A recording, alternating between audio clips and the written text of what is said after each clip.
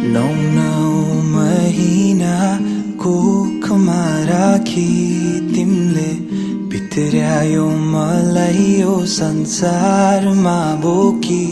जति कठिन परिस्थिति आए पनि तिमीले हुन दिनौ आमा केही पनि।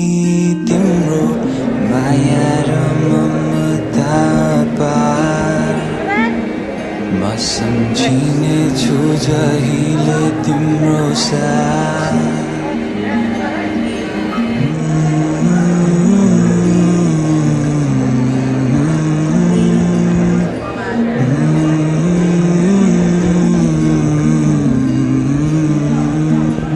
क्षमा पाऊ आमा यदि मबाट गल्ती भए। तिम्रो मायाको आभार म आजसम्म बाँचिरहे। क्षमा पाऊ आमा यदि मबाट गल्ती भए। तिम्रो मायाको आभार म आजसम्म बाँचिरहे।